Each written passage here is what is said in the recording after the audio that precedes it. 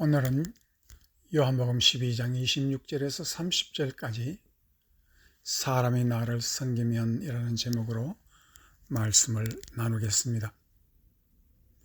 제자들은 이제 예수님이 왕이 될 줄 알고 청탁을 하려고 모였습니다. 그러나 예수님은 그러한 마음이 있는 제자들에게 완전히 다른 말을 하고 계십니다. 제자들이 예수를 섬기려는 이유는 예수님이 나라의 관직이라도 줄까 바라는 마음이지만은 그러한 관직 하나로 끝나는 것이 아니라고 합니다. 예수님은 한 나라의 왕으로 계실 분이 아니라 천국의 왕으로 아버지께 갈 분이라는 것을 말하고, 나를 섬기려면 거기까지 나를 따라오면 거기서 아버지께서 귀히 여기시리라고 말을 하고 있습니다. 그래서 첫 번째, 사람이 나를 섬기면 이라는 말은 믿음의 길을 얻는다라는 뜻입니다. 26절의 본문 말씀을 보면 사람이 나를 섬기려면 나를 따르라. 나 있는 곳에 나를 섬기는 자도 거기 있으리니 사람이 나를 섬기면 내 아버지께서 그를 귀히 여기시리라고 하십니다. 사람은 천태만상으로 태어나고 각기 다른 모습으로 살아가는 것 같습니다. 그러나 사람은 마음의 길을 통하여 살고 있습니다. 그런데 불신자들은 모르겠지만은 믿는 자들은 그 마음의 길을 두고 믿음이라고 말하고 그 길은 믿음의 길이 되는 것입니다.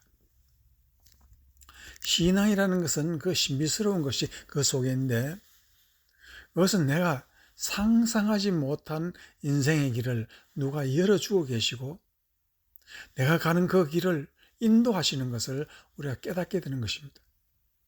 우리가 간절히 기도하면, 하나님 앞에 회개하면 하나님께서 내가 상상 못할 도저히 그 길이 열리지 않을 같은 길이 열려지더라는 것입니다. 이것이 믿음의 길입니다. 그러면 우리는 그 믿음의 길을 얻기 위해서 어떻게 해야 할까요? 요한복음 14장 4절에서 6절까지 말씀을 보면 내가 어디로 가는지 그 길을 너희가 아느니라.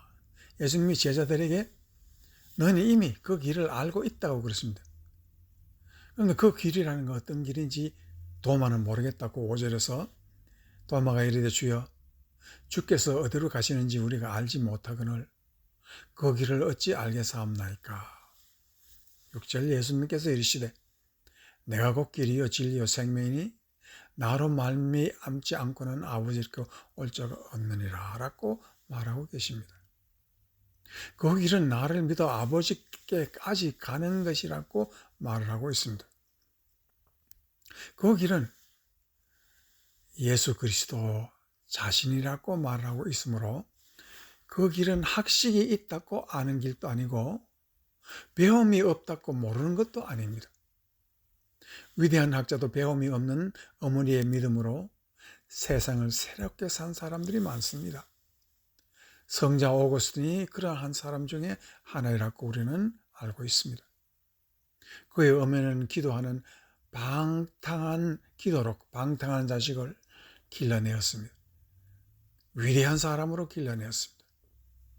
구약 성경의 선지자는 사무엘은 어머니 한나의 눈물로 그를 만들었습니다. 이와 같이 우리는 믿음의 길이라 하는 것은 인간의 힘으로는 되지 않고 오직 하나님의 가까이 가는 그 길 속에서 찾아진다고 말을 하고 있습니다.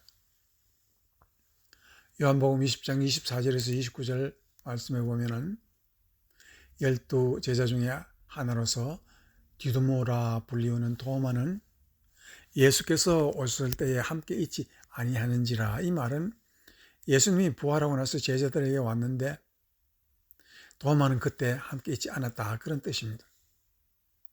25절 다른 제자들이 그에게 이르되 우리가 주를 보았노라 하니 도마가 이르되 내가 그의 손에 못자국을 보며 내 손가락을 그 못자국에 넣으며 내 손을 그 옆구리에 넣어보지 않고는 믿지 아니하겠노라 하니라. 26절 여드레를 지나서 제자들이 다시 집 안에 있을 때에 도마대 함께 있고 문들이 닫혔는데 예수께서 오사. 이 말은 예수님이 문이 닫혔는데 그 문을 통해서 벽을 통해서 그냥 오셨다라고 말하고 있습니다. 그리고 가운데 서서 이르시되 너에게 평강이 있을지어다 말하고 도마에게 이르되 네 손가락을 이리 내밀어 내 손을 보고 네 손을 내밀어 내 옆구리에 넣어보라. 그리하여 믿음 없는 자가 되지 말고 믿는 자가 되라. 도마가 대답하여 이르되 나의 주님이시여 나의 하나님이시니이다. 예수께서 이르시되 너는 나를 본 거로 믿느냐? 보지 못하고 믿는 자들은 복이 되도다. 이렇게 말했습니다. 도마가 순간적으로 깨달은 것이 무엇입니까? 예수님은 말씀 그대로 사시다가 말씀 그대로 죽으셨기 때문에 이와 같은 것을 깨달았는데 그것은 예수님은 평생 말씀 꼭 붙잡고 사신 분이라는 것을 순간적으로 깨달은 것입니다. 예수님은 말씀 듣고 마귀에게 시험받고 말씀 때문에 죽고 말씀 때문에 살아 숨쉬고 욕을 먹고 뺨을 맞아도 말씀을 꼭 잡았다는 것입니다. 그리고 말씀 잡고 이 세상을 사시다가 부활하시어 이제 예수께로 가시는구나를 깨닫게 된 것입니다. 그래서 믿음이라는 것은 신기한 인생의 길, 그 길을 우리가 깨달아야 한다는 것을 말하고 있습니다. 그래서 히브리서 11장 6절에는 믿음으로 노아는 아직 보이지 않는 일에 경고하심을 받아 경외함으로 방주를 준비하여 그 집을 구원하였으니 이로 말미암아 세상을 정죄하고 믿음을 따라하는 의의 상속자가 되었느니라. 노아라는 사람은 특별한 사람입니다. 그가 따라간 인생길이라는 것은 믿음 따라갔다는 것이고 그 믿음이라는 것은 하나님께서 그에게 말씀을 하실 때 그 말씀의 속을 분명히 들여다보았다는 것을 말하고 있습니다. 노아는 보이지 않는 일이 현실로 다가올 것을 알았다는 것입니다. 그러나 세상 사람들은 그 경고를 무시하고 장가가고 시집가고 희희낙낙 갈 길을 유의하지 않았다고 말하고 있습니다. 그러나 노아는 묵묵히 믿음을 가지고 말씀을 꼭 붙잡고 사니 방주로 자기 집을 구원하고 또한 그는 의의 상속자가 되어서 이 세상을 다 자기의 것으로 받았습니다. 노아의 믿음을 이와 같이 믿음 잡고 산 사람이라고 기록한 것 같이 신약 성경에도 그대로 가르치고 있습니다. 요한일서 1장 1절에 보시면은 태초로부터 있는 생명의 말씀의 과연은 우리가 들은 바요 눈으로 본 바요 자세히 보고 우리의 손으로 만진 바라고 말하고 있습니다.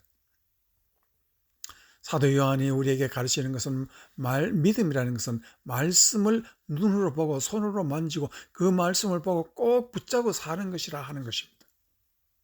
구약의 노아도 신약의 도마도 그들이 한결같이 믿음이란 오직 말씀 잡고 사는 것이고 그렇게 사니까 천국까지 간다는 것을 증명하고 있습니다. 그래서 우리에게 중요한 것은 이 세상에 믿음 잡고 산 그 사람들을 성경에서 한번 찾아보는 것입니다. 사도행전 19장 1절에서 13절 말씀에 보면은 하나님의 바울의 손으로 놀라운 능력을 행하게 하시니 심지어 사람들이 바울의 몸에서 수건이나 앞치마를 가져다가 병든 사람에게 얹으며 그 병이 떠나고 악기도 나가더라. 이에 돌아다니며 마술하는 어떤 유대인들이 시험 삼아 악기 들린 자에게 주 예수의 이름을 불러 말하되 내가 바울이 전하는 예수를 의지하여 너에게 명하노라 라고 바울 따라 한번 말해 보았습니다. 그러나 바울과 이 유대인이 다른 점이 무엇입니까? 바울은 그 말씀을 꼭 붙잡고 산 사람이었기 때문에 그 앞에 있는 마귀가 득실거리는 에베소 거리를 전부 다 청소한 사람이었고 마술과 점쟁이들이 판치는 세상을 뒤바꾸어서 예수의 이름을 그들에게 전하였고 말씀이 역사는 에베소로 만들어버린 것입니다. 그런데 이 비결을 모르고 사도행전 19장 15절에서 20절까지는 이 모르는 유대인들이 바울을 흉내내어 마귀를 쫓아내고자 했습니다. 그랬더니 악기가 대답하여 이르되 내가 예수도 알고 바울도 알거니와 너희는 누구냐 하며 악기 들린 사람이 그에게 뛰어올라 눌러 이기니 그들이 상하여 벗은 몸으로 그 집에서 도망하는지라. 17절. 에베소에 사는 유대인들과 헬라인들이 다 이 일을 알고 두려워하며 주 예수의 이름을 높이고 이와 같이 주의 말씀이 힘이 있어 흥황하여 세력을 얻으니라 라고 말을 하고 있습니다. 사도행전은 말씀행전이라고 할 수가 있습니다. 누가는 역사적으로 사실을 통해서 사람은 말씀을 꼭 붙잡고 살 때에 역사가 어떻게 변화하는 것을 보라는 것입니다. 이는 구약 성경의 역사를 읽고 우리가 충격을 받는 것 같은 말입니다. 그 이유는 말씀은 결코 죽지 않고 변하지도 않고 약해지지도 않고 날로 흥황한다는 사실을 눈으로 보여주는 것입니다. 그래서 말씀이라는 것은 늘 흥황하는 능력 있는 그것이 우리에게 능력으로 나타난다는 것이 바로 믿음의 길이라고 말하고 있습니다. 그래서 히브리서에서는 다음과 같은 말을 전하고 있습니다. 히브리서 4장 12절에서 13절 말씀에 하나님의 말씀은 살아있고 활력이 있어 좌우의 날선 어떤 검보다 예리하여 혼과 영과 및 관절과 골수를 찔러 쪼개기까지 하며 또 마음의 생각과 뜻을 판단하느니 그렇게 말하고 있습니다. 이 말씀에서 우리가 알아야 하는 것은 하나님의 말씀은 우리를 어떠한 존재로 만드냐면 하나님 앞에 골수를 쪼개고 영과 혼도 쪼갠다고 그랬습니다. 그것은 우리가 하나님 앞에서 마치 소와 또한 양처럼 제물로 드리는 그 말을 지금 그리고 있는 것입니다. 그래서 우리는 세상을 살면서 살아있는 말씀을 놓치고 죽은 세상의 것을 잡아먹고 살고 있으니 삶은 길을